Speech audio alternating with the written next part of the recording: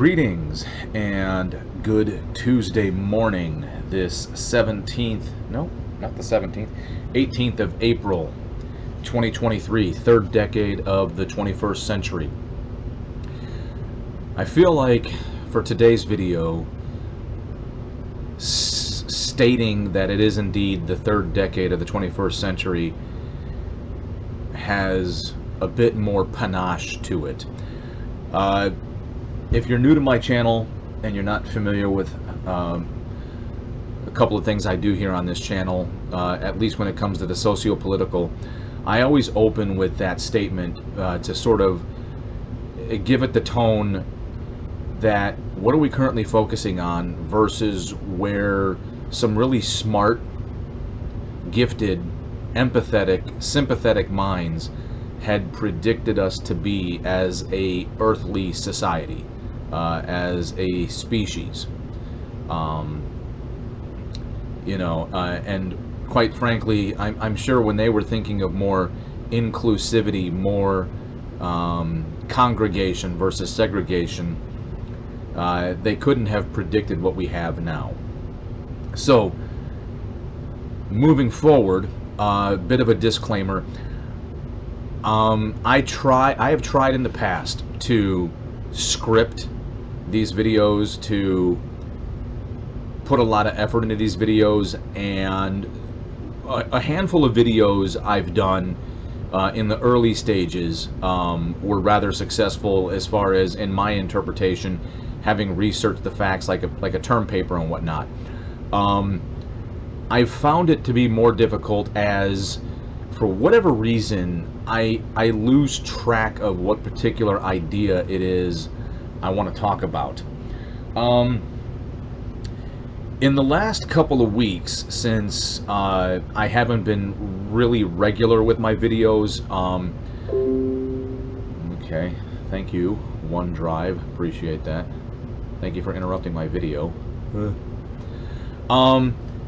So what's been interrupting me is collecting my thoughts so that I could try to make a coherent and cohesive video.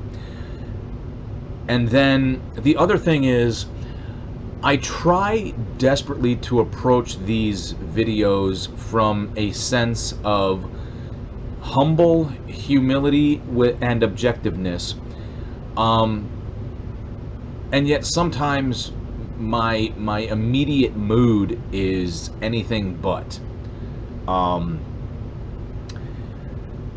In the last several weeks, the one loyal viewer who does take the time to respond, one particular topic that we disagree on, and not to the point of what I would call modern negativity, the keyboard warrior, doxing and whatnot. We just disagree on a particular subject. So with her being the only one that does respond, I try not to push her buttons.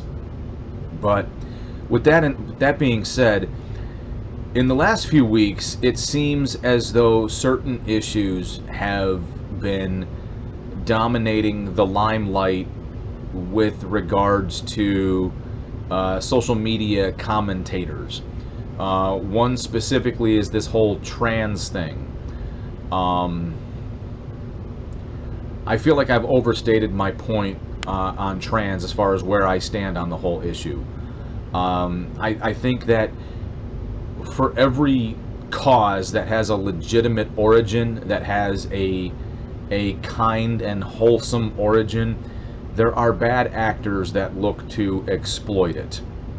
The other one, other than Trump's arraignment, has been the subject of racism. But what I've noticed is, because of some of the unfortunate bigotry our country suffered from in mass due to the population of white European settlers, white European colonialists, we have this misinformed notion that racism is a one-way street in our country, and it's not. point in fact, racism as a concept does not discriminate against who can be a racist. I think what we're suffering from is essentially an anti-white racism trend in this country because it's popular. I mean, quite frankly, the people that I guess how would I phrase this?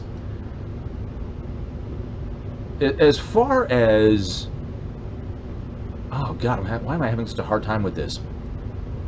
Essentially, the people that have zero protections, the people that have, yeah, a protection. I guess that's the best way to put it. I can't think of another word that could most adequately describe it. Is people like me.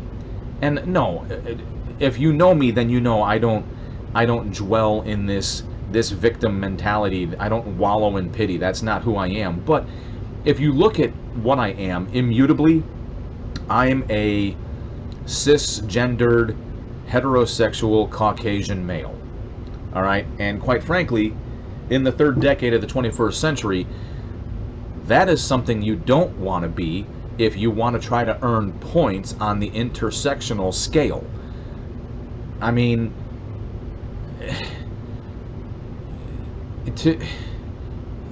by now most people should be somewhat familiar with the concept of intersectionality. And on a completely different note, all right, to kind of take this in a somewhat different direction, I try to look at whether or not we're experiencing something completely new, or if it's the same thing just in a different package. And it's a little from column A and a little from column B. All right.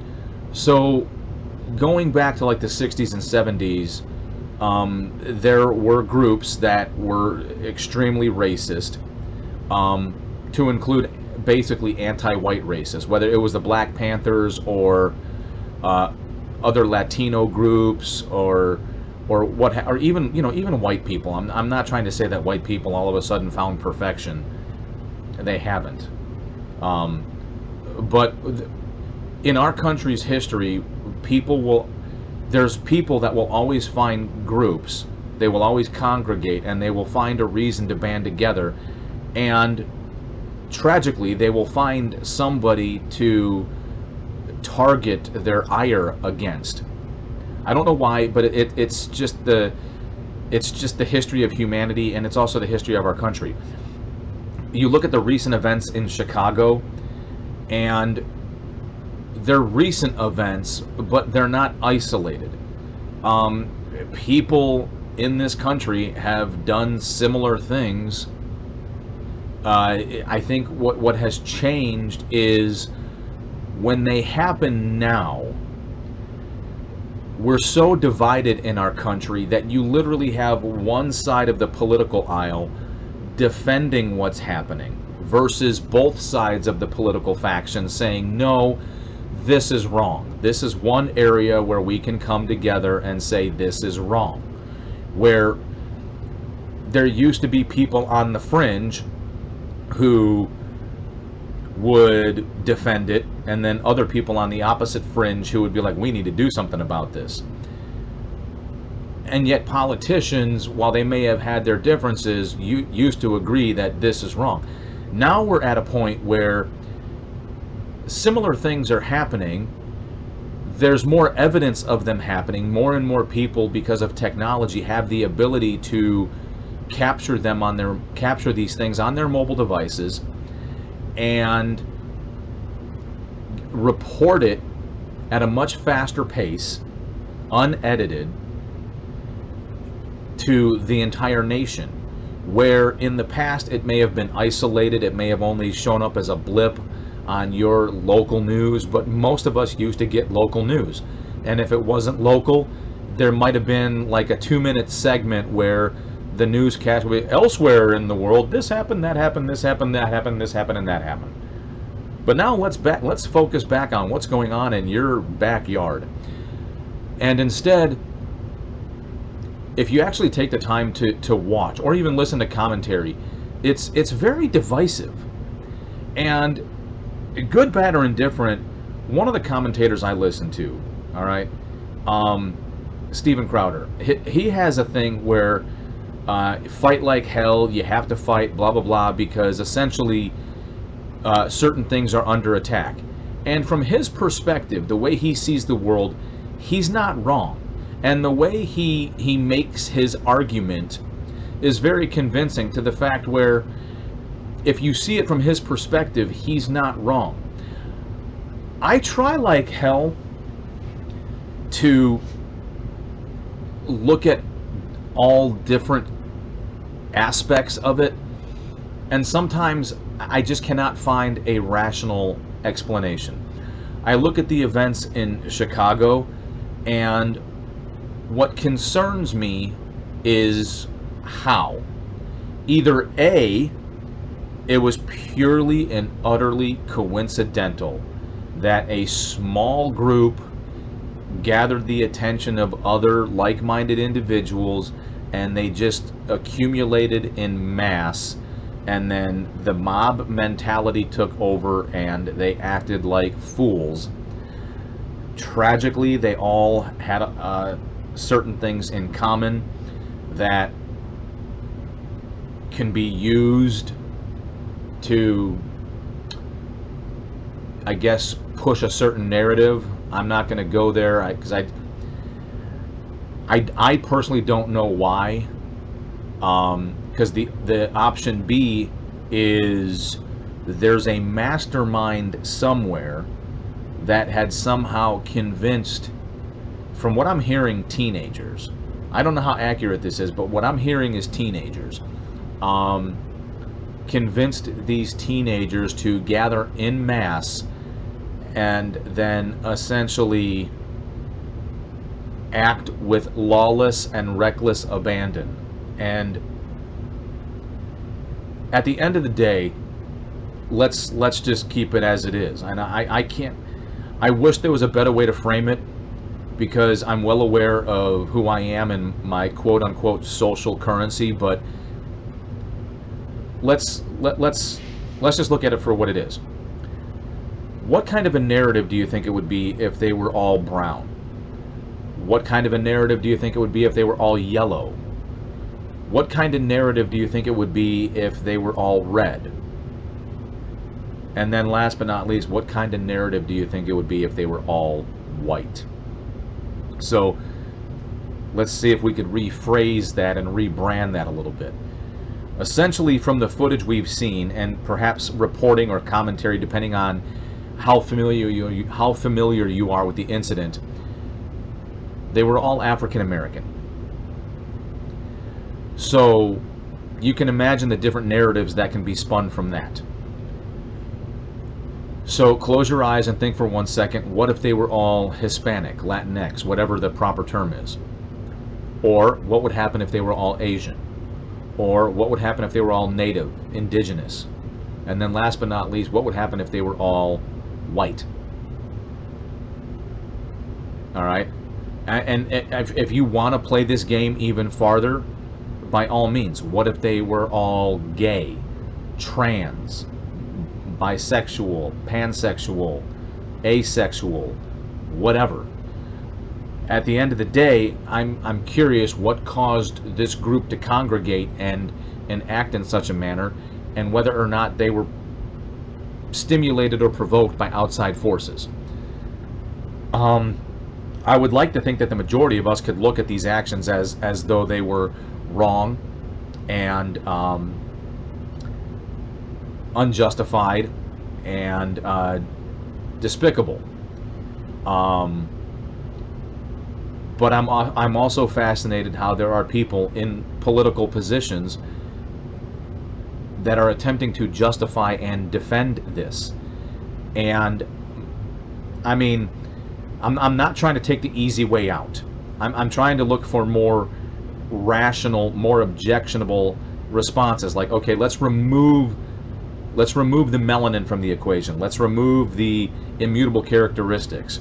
Or do we absolutely have to include them because they're vital to this overall story? I don't know, but you can see how complicated this can be. flipping it back with this whole trans thing or the LGBTQIA plus thing. What concerns me is I think there are everyday run-of-the-mill LGBTQIA plus people who just are trying to get by. You go to work, earn a living, pay their bills, pay their taxes, vote for who they want to vote for, and just exist and live their life. And then there are people who use it as an opportunity to platform, take the social media, perhaps make a living that way, make a living as a martyr or a victim or a champion or whatever. And okay, cool, whatever. The ones that concern me, and again, I'm trying to be very open-minded, where the fact that I'm getting my content from these particular sources, so it could be very skewed. It could be very, what's the word I'm looking for? Non-objectionable. All right, where it's kind of like omnidirectional as far as what's been provided to me, and I hope that makes sense. All right. What really concerns me is the fascination with kids.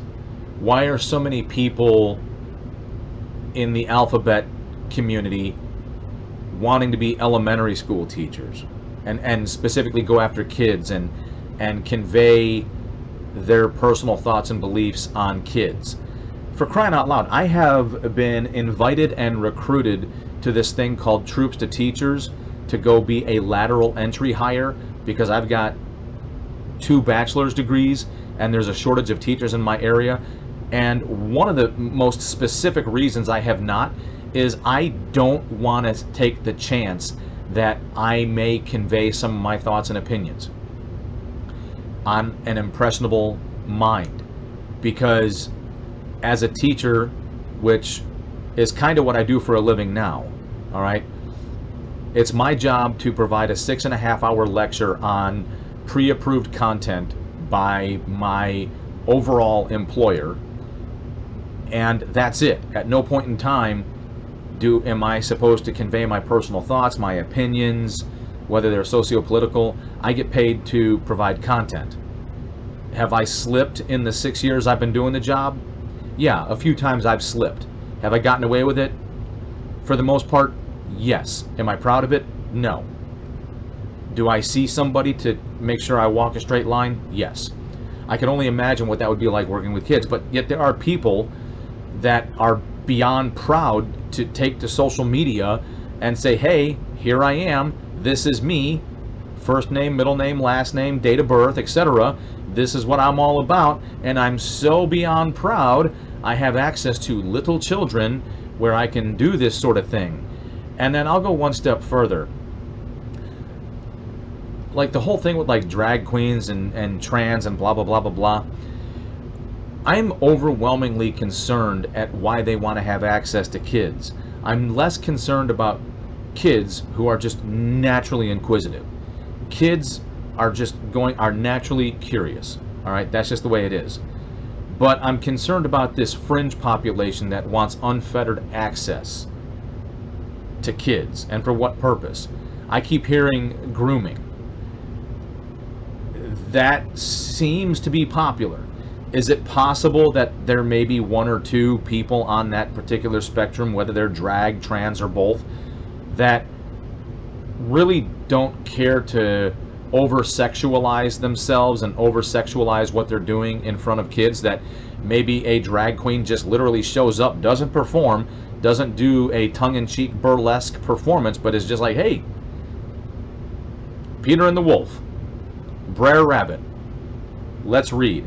In an attempt to say, hey, look, we're just people, we just do things differently. I believe there's that possibility as well, which is why I like to tread lightly on these subjects, because I believe in earnest that there are people who perhaps fall under this spectrum of concept, ideology, whatever the case may be, that have good intentions and also understand a sense of right and wrong. I may be a drag queen, I may be trans, In an attempt to kind of normalize that I'm still a regular person, I wouldn't mind reading a book to children, but I'm not going to perform and do the splits and twerk and do a pole dance and so on and so forth. I believe there's potentially that. But of course, you know, the world we live in, we need to be exposed to the worst of it all.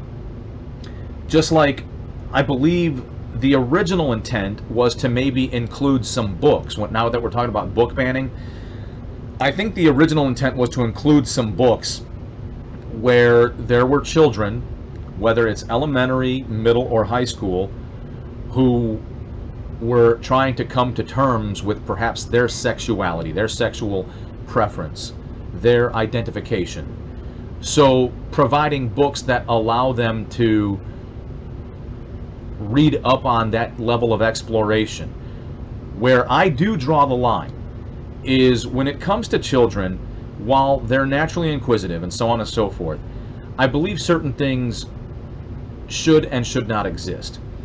At the elementary and middle school level, books that may or may not have slipped in that are beyond graphic, whether visually graphic or auditorially graphic, as in the written words are beyond graphic of a explicit sexual nature, I think there's a line we have to draw.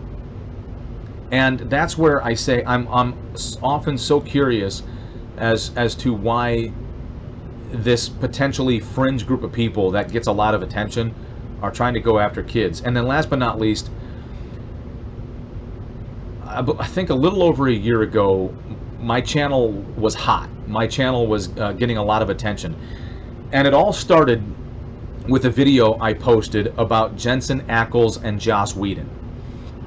It, for some reason, made it into a bunch of people's YouTube feeds. It's gotten over 1,000 views, maybe more since then.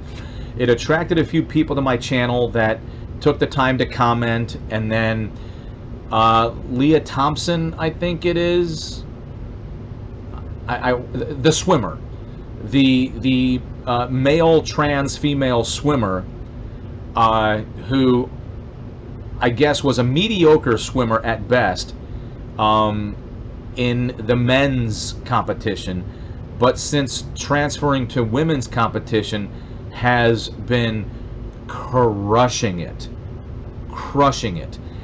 And we don't see the same.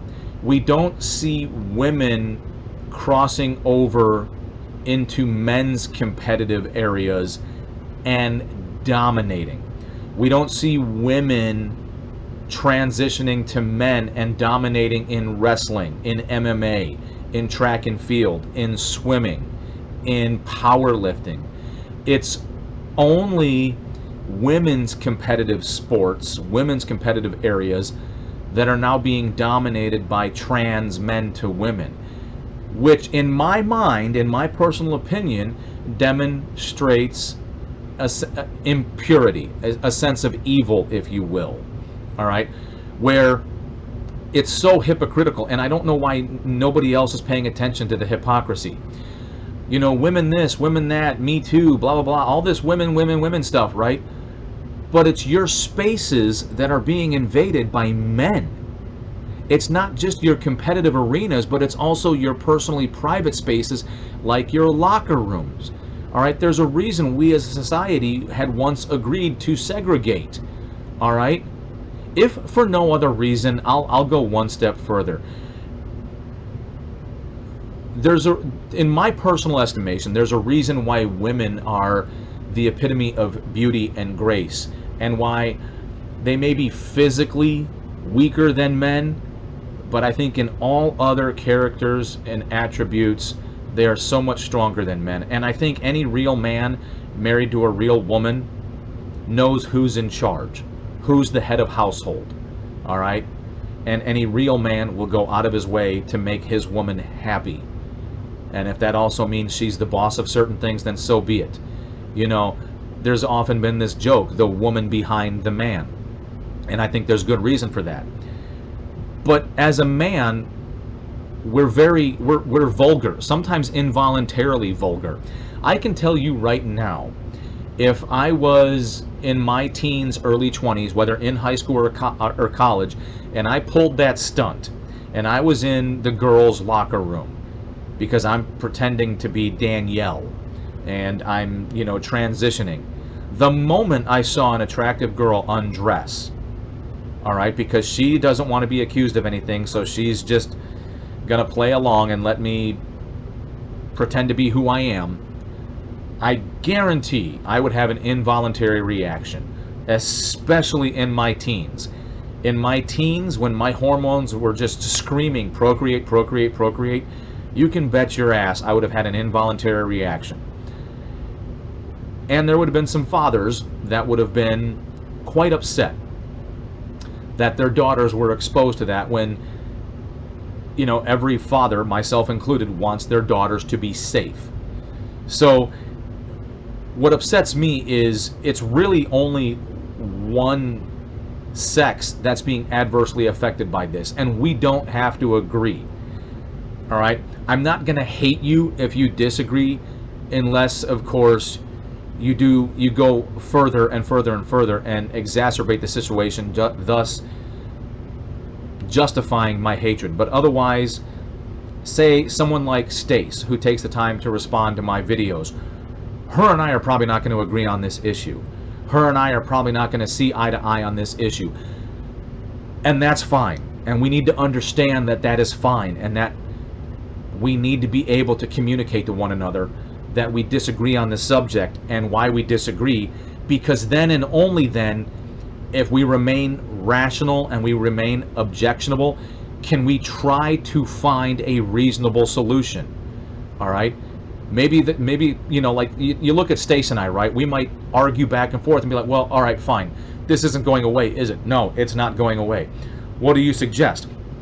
I don't know, but I think that, you know, trans men should be able to participate in women's sports. Okay, well, then I don't think they should be able to, you know, change in the locker room.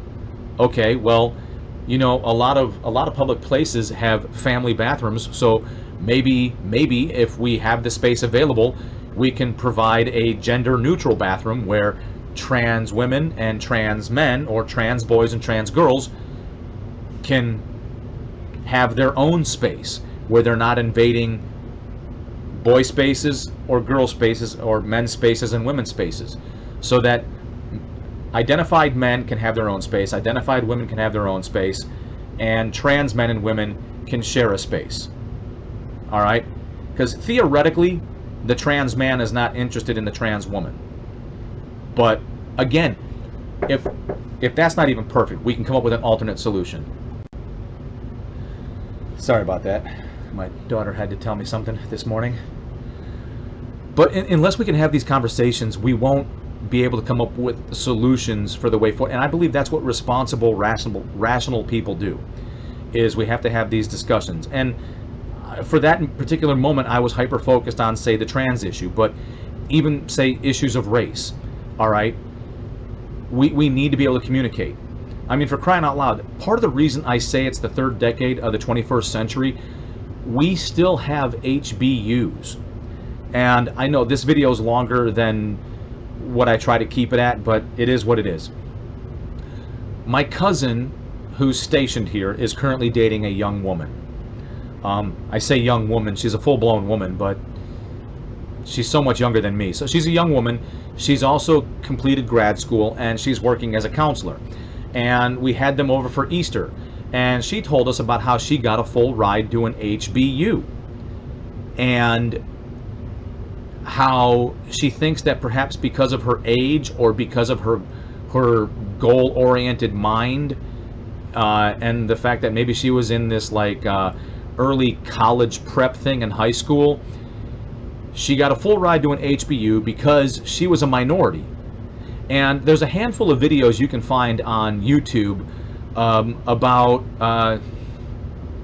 depending on how they're framed, depending on how they're labeled, some of them you can find are white people invading black spaces, or white students at HBUs, or something of that nature. Well, she was a white student at an HBU.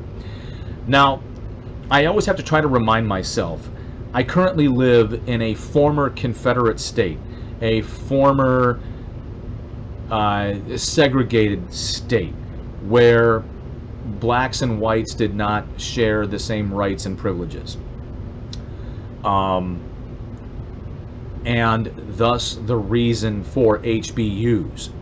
And this existed up until the mid-60s. All right, and just because it ended in the mid-60s doesn't mean that it was a warm and peaceful transition. However, while we are not yet 100 years removed from the Civil Rights Movement of 1964, it is still, in fact, the third decade of the 21st century, and we still have HBUs. To the best of my knowledge, we don't have HAUs, historically Asian universities. We don't have HUs or HLUs, historically Hispanic or Latino universities. We don't have HAUs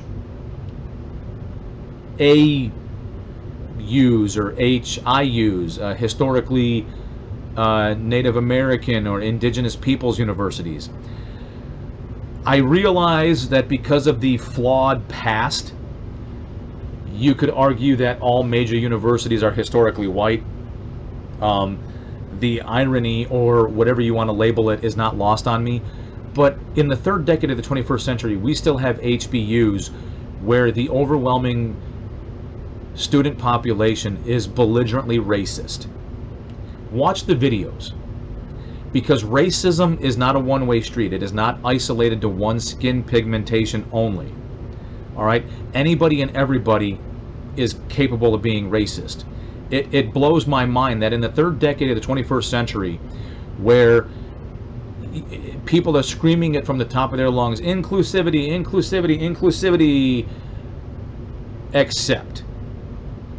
And that's exactly what we had back in the day.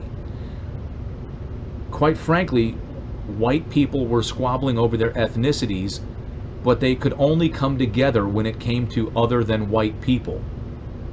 I'm not saying it's right. I'm not saying it was a good thing. But it's true. White people treated each other horrifically based on their ethnic backgrounds, Italian, Irish, Polish, you name it. But, you know, if the Irish could find common ground with other people, but, well, at least we're not African, you know, it's an unfortunate, it's the unfortunate truth. You know, if you look at the history of mankind, people will always find common ground, reasons to congregate, reasons to form groups, and reasons to oppose others. And they will find reasons to classify people as others. It's the third decade of the 21st century, and look at what we're talking about. So here's the deal.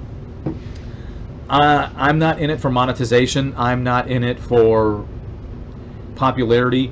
I'm in it to try to create conversations. I'm in it to try to bridge the gap between right, left, red and blue, whatever the case may be, to try to stimulate conversation. And more specifically, I only found a way to articulate it recently. A lot of the more popular people that are making some of the same statements, they're at a level of popularity where you have to now be a high level paying member. Like, you have to be like paying a lot of money to get recognized by these people for your comments and whatnot. And I'm not shaming them. I'm not putting these people down. But if you get millions of views and millions of comments, there's got to be a way to isolate how certain people get to the top of your reading list. So with that being said, this channel is kind of like for the everyday, you know, normal person who's not going beyond the paywall and wants to have these conversations. I'd like to say keep it respectful, keep it objectionable, you know, keep it rational, but, you know, sometimes it is what it is. I mean, if you're fired up, if you're stirred up right now and your comments are very angry, robust, whatever, then so be it. You know, because I'm not really putting too many restrictions other than, you know, let's try to have these conversations. Otherwise, I don't care if you like or dislike or hit the subscription, notification, whatever. All right, just leave a comment, and I do promise that I will read, react, and respond. And if you do, I appreciate it. You're awesome. Till next time, stay safe.